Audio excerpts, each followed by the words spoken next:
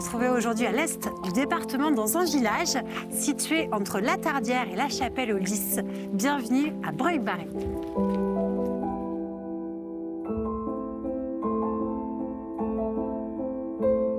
Occupé depuis fort longtemps, le territoire de Breuil-Barré est mentionné pour la première fois au XIIe siècle.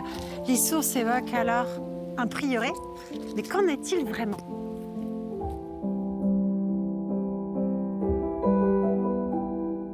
Avançons vite rejoindre Mathilde, doctorante et chercheuse à l'inventaire général du patrimoine des Pays de Loire, pour découvrir un trésor caché, à savoir l'église Saint-Hilaire de Breuil-Barré.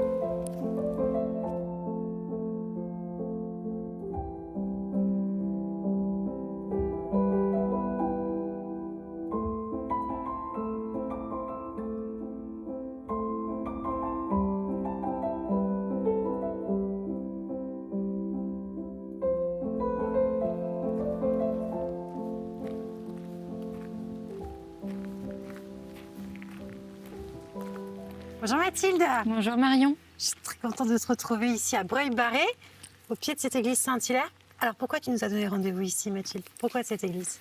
C'était pour vous montrer ce qu'est finalement l'architecture flamboyante en Bas-Poitou. Parce que c'est vrai que flamboyant, ça laisse imaginer plein de choses. Peut-être que certains, ceux qui connaissent le mieux l'architecture, imaginent des édifices très décorés, la dentelle de pierre de la fin du Moyen-Âge. Or, dans notre région, c'est pas le cas. Et l'église Saint-Hilaire du Breuil, c'est vraiment l'exemple parfait pour faire comprendre aux gens à quoi ressemble cette architecture de la fin du Moyen-Âge en Vendée. On part vers cette immersion, alors tu nous fais découvrir tout cet univers? C'est ça. Entier.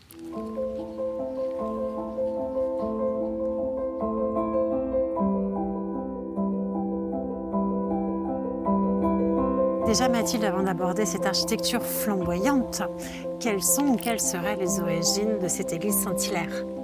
Alors, l'église Saint-Hilaire du Breuil-Barré, comme beaucoup d'églises dans la région, dépend à l'origine d'un prieuré. Donc il y avait un prieuré Saint-Hilaire implanté ici. Et donc l'église Saint-Hilaire avait une double fonction, à la fois d'une église paroissiale et d'une église prieurale. Le prieuré Saint-Hilaire, lui, dépendait du prieuré de Cheffoy. D'accord, quelques kilomètres. Exactement. Et ce prieuré de Cheffoy, qui était un très grand prieuré dans la région, administrait toutes les possessions poitevines d'une grande abbaye qui est l'abbaye Saint-Ruf de Valence. Donc ici, on a une église paroissiale d'un petit bourg qui sert aussi un prieuré qui lui-même est rattaché à un autre grand prieuré.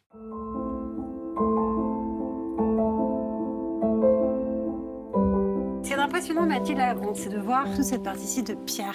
Ça voudrait dire que le niveau de sol était plus haut à la période médiévale? Absolument. La plupart du temps, dans les environs directs d'un édifice, les choses ont énormément changé.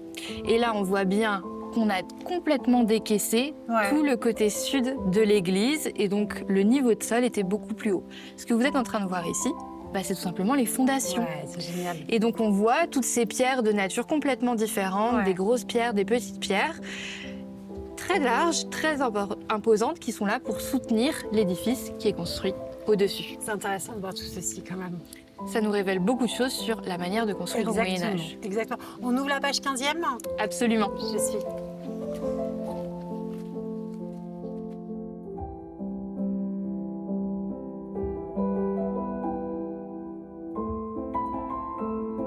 Mathilde, ce qui me questionne là quand même quand on se trouve au pied de ces murs, ce sont tous ces trous qu'on voit en façade. Des trous de boulin? Tout à fait. Alors, les trous de boulin, le terme n'est pas très parlant. Non. Mais en fait, ce sont des trous qui sont pratiqués dans la maçonnerie pour insérer l'échafaudage lors de la construction. Donc, il faut s'imaginer qu'initialement, il y a des pièces de bois qui viennent rentrer dans ces trous. Et on vient former la structure, l'échafaudage qui va permettre de monter le bâti, la maçonnerie. Et puis après, quand on retire l'échafaudage, qui évidemment n'est pas voué à rester sur la construction, on reste avec ces trous. Alors des fois, ils sont comblés, des fois, ils sont laissés ouverts. Une jolie porte qui nous accueille. Tout à fait. Très jolie porte qui n'a été réouverte que très récemment. Il faut savoir que, au moins depuis le début du 19e siècle, cette porte, elle était condamnée par de la pierre. D'accord. Elle n'était pas utilisée puisque la porte principale était la porte au sud. C'est que très récemment, grâce à des travaux, que cette porte a pu être réouverte, dégagée des pierres qui auparavant la remplissaient.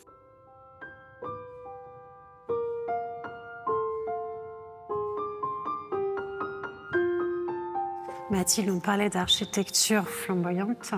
Question de néophyte, mais qu'est-ce qui caractérise l'architecture flamboyante ici, à l'intérieur de cette église? Alors ça, c'est une excellente question. Parce que le terme flamboyant, il évoque les flammes. Ouais. Les flammes souvent qu'on voit dans les réseaux en pierre des baies. Et il est vrai qu'ici, dans cette église, on n'a pas gardé les réseaux en pierre qui existaient auparavant dans les baies. Souvent aussi flamboyant, on pense peut-être à des grandes églises du nord de la France, très décorées, cette dentelle de pierre, ce qui n'est pas le cas ici. Pourquoi ? Parce que l'architecture flamboyante, ça ne désigne pas qu'une seule forme d'architecture en France, quelque chose de unifié partout sur le royaume. Il y a des territoires où on va beaucoup aimer la dentelle, la sculpture de pierre, et puis des territoires où on va préférer ce qu'on a appelé dans les années 1970 la muralité. C'est-à-dire ce goût pour le mur, ces grands espaces où finalement ils sont presque vides. Et donc dans cette église du Breuil, on a cette muralité. Mais cette muralité, elle a quelque chose d'un peu différente, puisque comme tu l'as vu à l'extérieur, on a un édifice qui est trapu, qui est petit, qui donne la sensation qu'on va être à l'étroit à l'intérieur. Complètement. Et on n'a pas du tout ça. Et justement, c'est cette sensation quand on rentre de grandeur avec ces deux vaisseaux et cette unité de l'édifice. Et ça aussi, c'était caractéristique de l'architecture flamboyante.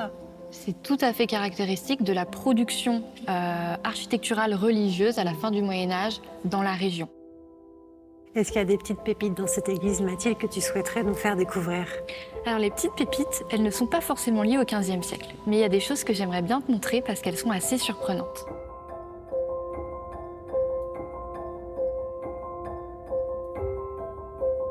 Alors c'est une église qui est, comme tu as vu, construite en calcaire, et un calcaire très tendre dans lequel on peut faire beaucoup de graffitis.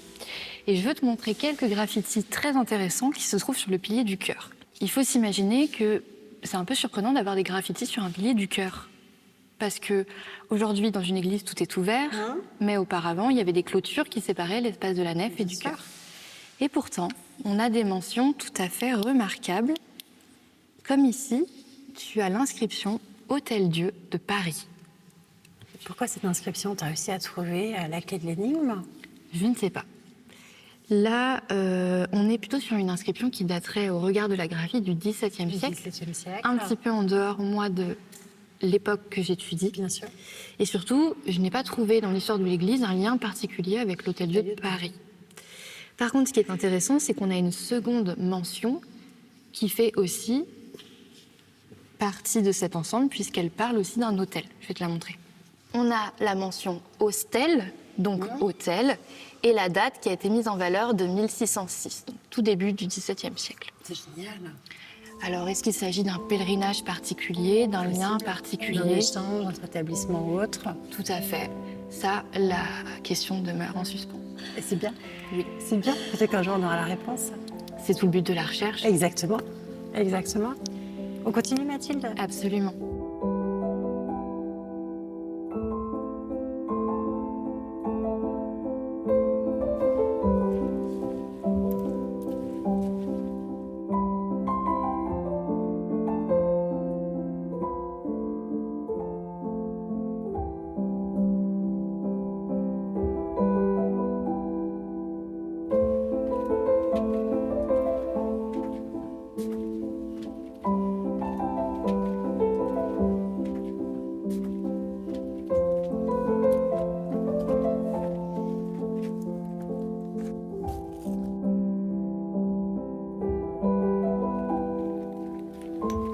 Qu'est-ce que tu souhaites nous faire découvrir ici, Mathilde? Parce que cet endroit est extraordinaire. Alors, c'est vrai que c'est surprenant et c'est un endroit qu'on n'a pas l'habitude de visiter. Pas du tout. Ici, on est dans les combles de l'église. Ouais. Donc, je voulais te montrer plusieurs choses. La première chose que je voulais te dire, c'est que finalement, la qualité de l'église Saint-Hilaire du Breuil-Barré, c'est que c'est une église du XVe siècle qui a finalement peu bougé. On n'est pas venu rajouter énormément de choses au cours des siècles, puisqu'une église paroissiale, ça évolue énormément. Bien sûr. Donc, elle reste encore très XVe. À une exception, c'est la toiture. La toiture a été complètement abaissée au cours des siècles, elle était beaucoup plus haute et on est venu complètement aménager l'intérieur de ces combles. Alors si on regarde autour de nous, il y a des choses qui datent du 15e, il y a des choses qui ne datent pas du 15e. Les voûtes, bien évidemment. Exactement. Là, ce que tu as, c'est ce qu'on appelle l'extrados des voûtes, c'est-à-dire le côté extérieur, donc ce qu'on a au-dessus. Et on voit bien le côté bombé, hein, cette fameuse technique Oui. propre à l'ouest de la France qu'on utilise toujours au XVe siècle. Par contre, si tu regardes un petit peu plus par ici, tu remarques qu'on a un mur en plein milieu des combles. Ce mur, c'est quelque chose qui a été aménagé probablement durant les guerres de religion. D'accord. Et donc là, tu vois un mur plein avec une allée au milieu. Or, il faut s'imaginer que de chaque côté, c'est plein. C'est plein de gravats, c'est plein de terre, c'est plein de tuiles. C'est-à-dire que les voûtes, les combles, portent des tonnes aujourd'hui de pierres, de tuiles et de gravats. Et pourtant, elles n'ont pas la moindre déformation en bas. Pourquoi avoir fait ça? Pour comprendre ce type d'ouvrage, en fait, il faut parler des guerres de religion. Ici, on est dans le bocage, et en plus, au Breuil-Barré, on sait qu'il y a vraiment cette histoire de production textile à la fin du Moyen-Âge. Et ces producteurs, ces marchands, ils vont être très, très influencés par la religion donc réformée, qui arrive notamment via le commerce avec les Flandres. Et donc, ils vont se convertir très rapidement. Dans la région, il faut s'imaginer qu'il y a beaucoup de protestants, beaucoup de catholiques, et donc au moment où les conflits vont commencer, beaucoup de conflits. Beaucoup d'églises vont donc être transformées et on va faire en sorte un peu de les fortifier durant cette période-là pour finalement en faire des points stratégiques de gestion du bourg. Et donc là, ici, pour des raisons qui sont inconnues, la toiture d'origine a été complètement détruite, abaissée, et on est revenu faire cette petite toiture, et surtout on est revenu utiliser les combles pour faire cette partie défensive. Mathilde, merci beaucoup. J'espère qu'on pourra se retrouver dans un autre endroit pour découvrir une nouvelle église. Je souhaite bon courage pour la suite. Merci. De la chance. À bientôt. À bientôt.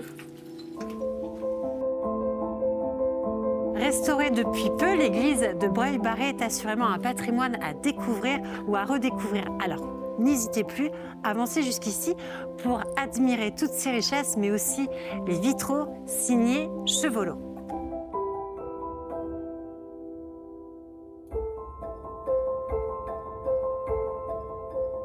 En espérant que ce programme vous ait offert un nouveau regard sur ces églises médiévales, eh bien, je vous souhaite une bonne journée et je vous donne rendez-vous prochainement pour un nouveau numéro de Trésors cachés.